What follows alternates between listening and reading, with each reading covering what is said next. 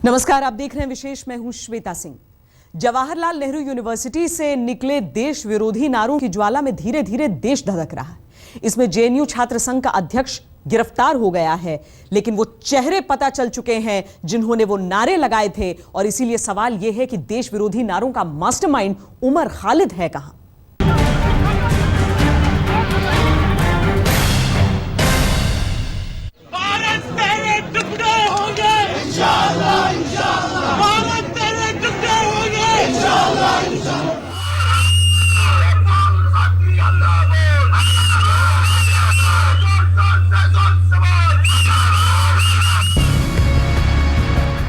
JNU से राष्ट्रद्रोह की जो चिंगारी फूटी, उस आग को लगाने वाला मास्टरमाइंड यही है।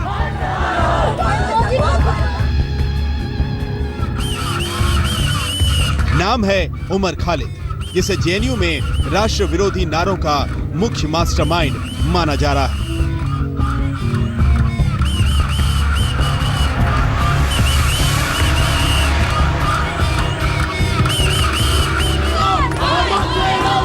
नौ फरवरी की रात जवाहरलाल नेहरू यूनिवर्सिटी में ऐसे नारे लगे जो हिंदुस्तान की सार्वभौमिकता और प्रभुसत्ता को चुनौती दे रहे थे।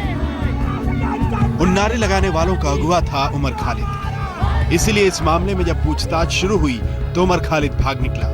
वो कहां गया ये पता नहीं, लेकिन जेएनयू में उसके हमदर्द भी अब कुछ कहने से मुंह छिपा रहे हैं। इसी साबरमती ढाबे पर 9 फरवरी को हुए हंगामे ने पूरे देश को हिला कर रखा है। कहा जाता है कि जो आयोजन हुआ उसके पीछे डीएसयू का हाथ है। डीएसयू जेएनयू के भीतर छात्रों का एक बहुत छोटा सा संगठन है और बहुत ज़्यादा छात्र उसके फॉलोअर नहीं हैं। लेकिन अब हालत ये है कि अगर आप किसी से डीएसयू के बारे में बात करना चाहें, किसी से उमर के बारे में पूछना चाहें, तो कोई इस बारे में जुबान खोलने को तैयार नहीं होता। जेएनयू मांगे आजादी, यादवपुर मांगे आजादी, मोदी से। जिस उमर खालिद की लगाई आग की लपटें जेएनयू से बढ़कर 1300 किलोमीटर दूर कोलकाता में जाधवपुर यूनिवर्सिटी तक पहुंच गईं, उसे पुलिस तलाश रही है। वो जेएनयू में पढ़ते हुए डेमोक्रेटिक स्टूडेंट यूनियन यानी डीएसयू से जुड़ा था, जो खुद को सीपीआई माओवादी का छात्र संगठन मानता है।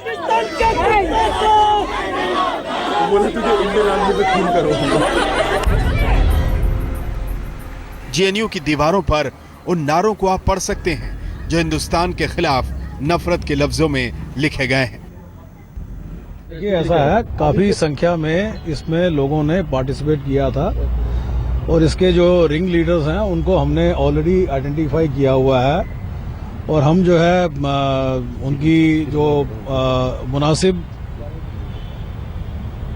सर्च में हम लगे हुए हैं और मुझे पूरा विश्वास है जल्दी ही वो लोग पकड़े जाएंगे। इतिहास के छात्र उमर खालिद का भविष्य फिलहाल तो सवालों के जंगल में छुपा हुआ लगता है। उमर खालिद का कहीं कोई अता पता नहीं। पुलिस कह रही है कि उसकी तलाश जारी है। फिलहाल दिल्ली में उसके रिहाइश और तमाम ठिकानों पर छापे मारे गए हैं, लेकिन उसका दूर दूर तक कहीं कोई सुराग पुलिस को नहीं मिल रहा है। जांच कमेटी का भी कहना है कि उमर खालिद और उनके साथियों को नोटिस भेजा जाएगा और उन्हें यहां बुलाकर उनसे जवाब तलब किया जाएगा, लेकिन नोटिस किसे भेजा जाए और कहां, जब किसी का कोई अता पता ही ना हो।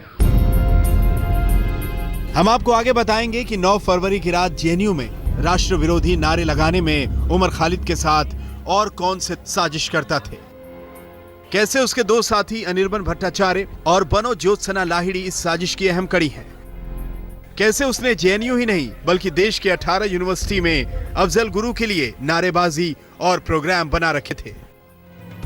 लेकिन उससे पहले हम आपको जेएनयू के उस ताप्ती हॉस्टल ले चलते हैं जहां उमर खालिद के नाम पर कमरा अलॉट है, लेकिन खबर है कि वो वहां रहता नहीं था।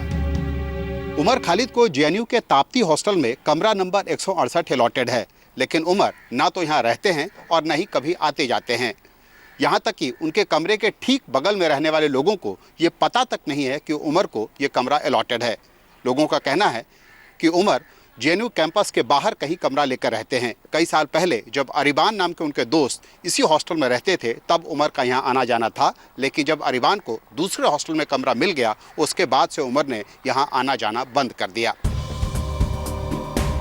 उमर खालिद इन दिनों जेएनयू में ही स्कूल ऑफ सोशल साइंसेज के इतिहास विभाग में पीएचडी कर रहा है।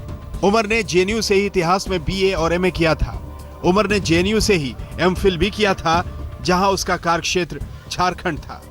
ताप्ती हॉस्टल का कमरा नंबर 168 उसके नाम पर अलॉट है, लेकिन वो वहां रहता नहीं था।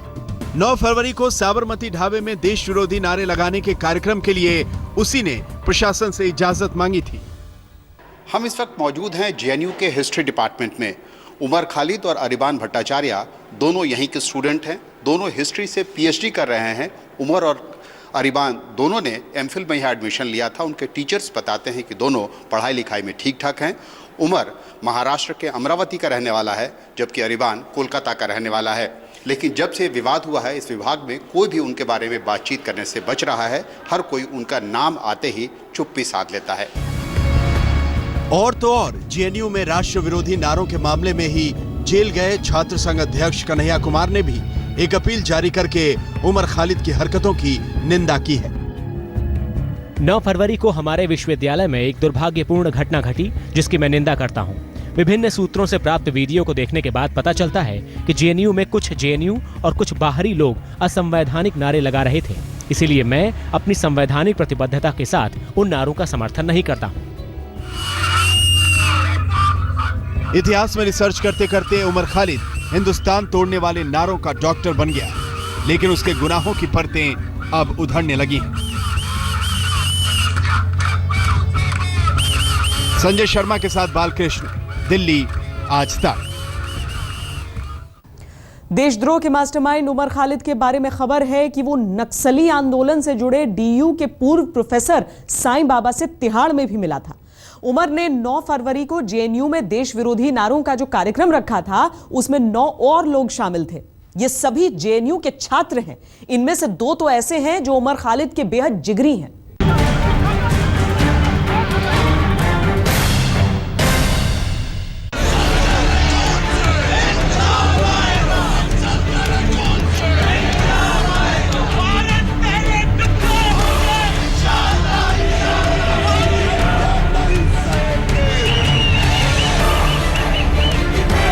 जिन नारों से देश उबल रहा है, उसके मास्टरमाइंड उमर खालिद और उसकी टीम की पहचान जांच एजेंसियों ने कर ली है। हम आपको उन लोगों की तस्वीर दिखा रहे हैं जिनकी रिपोर्ट गृह मंत्रालय में पहुंची है और जिन्हें 9 फरवरी के विवाद का कर्ता धर्ता माना जा रहा है, जिन्होंने उमर खालिद के साथ मिलकर देश का माहौल बिगाड़ा है। पहला नाम अनिर्बन भट्टाचार्य का है, जो उमर खालिद की तरह ही आधुनिक इतिहास में जेएनयू से पीएचडी कर रहा है। 9 फरवरी को नारेबाजी वाले पोस्टर बैनर अनिर्बन ने ही तैयार किए थे। देश विरोधी नारों के लिए यूनिवर्सिटी प्रशासन से इजाजत मांगने वालों में अनिर्बन भी था। इधर बेटा देश विरोधी नारे लगा रहा था, उधर कोलकाता में उसके घर में मायूसी का ताला लटका हुआ है। जेएनयू में जिन लोगों को शक के घेरे में लाया गया है, उनमें से एक है अनिर्बान भट्टाचार्य। अनिर्बान कोलकाता के जैसोर रोड के निवासी हैं। 45 नंबर जैसोर रोड पे उनका घर है और ये है उनका घर जिसमें ताला लगा है। इस फ्लैट में पिछले रविवार तक उनके माता पिता रहते थे, लेकिन माता पिता अब दिल्ली चले गए हैं। पड़ोसियों ने हमें बताया कि यहाँ पर उनके पिता प्रोफेसर NM भट्टाचार्य रहते हैं, उनकी माता रहती हैं, लेकिन पिछले कुछ दिनों से जब से इस तरह की खबरें आई हैं, उनका मन थोड़ा खराब सा हुआ और उन्होंने कहा कि वे अपना घर अभी यहाँ में ताला लगाकर वे दिल्ली जाना चाहते हैं। ये भी बात साफ है कि वो दिल्ली अपने बेटे के पास ही गए हैं, लेकिन कई सवाल उठ जाते हैं कि क्या परिवार वालों को ये पता है कि अनिर्बान किस तरह की गतिविधियों से जुड़े हुए हैं। अब आगे देखिए कि उमर खालिद के साथ साजिश में और कौन कौन से चेहरे थे। उमर खालिद का दूसरा सबसे भरोसेमंद चेहरा है बनो ज्योत्सना लाहिड़ी, जो जेएनयू से जुड़ी है और इन दिनों अंबेडकर यूनिवर्सिटी में गेस्ट फैकल्टी है। उमर खालिद के साथ मिलकर लाहिड़ी ने ही प्रोग्राम का टाइटल बिना पहचान का एक देश दिया था। तीसरा नाम है रियाजुल हक का, जो जेएनयू से ही स्कूल ऑफ इंटरनेशनल लैंग्वेज का छात्र है। अपनी विचारधारा से जुड़े दूसरे छात्रों को 9 फरवरी के कार्यक्रम के लिए बुलाने का आयोजन इसने ही किया था। चौथा नाम रुबीना सैफी का है, जो जेएनयू से ही एमफिल कर रही है और कार्यक्रम में बढ़ चढ़कर हिस्सा लिया था। रुबीना रियाज की पत्नी भी है।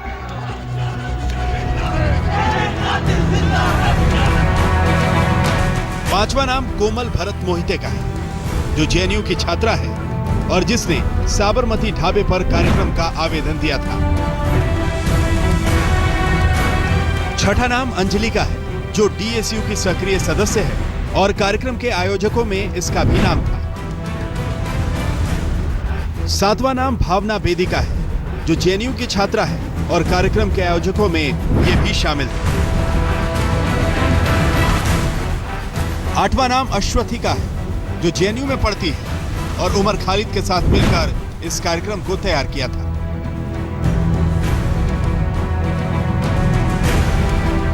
नौवां नाम अन्वेष्ठा का है, जो जेएनयू में पढ़ती है और 9 फरवरी के कार्यक्रम के आयोजकों में शामिल थी। has already strongly condemned the attack on our faculty and students. I think the law must take its own course and the guilty must be punished. I have already condemned this earlier, yesterday also in very strong terms. JNU प्रशासन ने notice भेजा है, लेकिन police Umar Khalid के साथ उसके सभी team members को ढूंढ रही है ताकि ये पता किया जा सके कि साजिश के तार कहां तक जुड़े थे। संजय शर्मा के साथ जितेंद्र बहादुर सिंह, दिल्ली, आज तक। अभी वक्त है एक ब्रेक का। ब्रेक के बाद देखेंगे किन 18 यूनिवर्सिटीज में नफरत पैदा करना चाहता था उमर खालिद। आप देखते रहिए विशेष। उमर खालिद सिर्फ जेएनयू में ही नहीं बल्कि देश के 18 यूनिवर्सिटी में नफरत और देशद्रोह का जहर फैलाना चाहता था। जेएनयू में देश विरोधी नारे के एक हफ्ते बाद जिस जाधवपुर यूनिवर्सिटी में ऐसे ही नारे लगे, वो भी खालिद के निशाने पर था।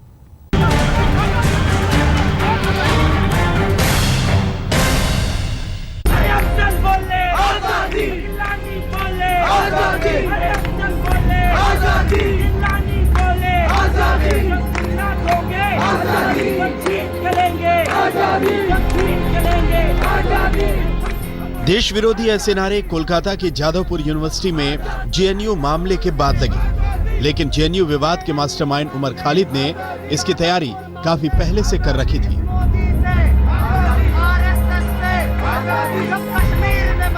खुफिया एजेंसियों के हवाले से आज तक को यह जानकारी मिली है कि संसद हमले के दोषी आतंकवादी अफजल गुरु के समर्थन में उमर खालिद ने 18 विश्वविद्यालयों में कार्यक्रम की तैयारी की थी। इसके लिए 9 फरवरी से पहले उमर खालिद ने अपने लोगों को देश के अलग अलग जगहों पर भेजा ताकि तय हो सके कि किन किन विश्वविद्यालयों में कार्यक्रम हो सकते हैं।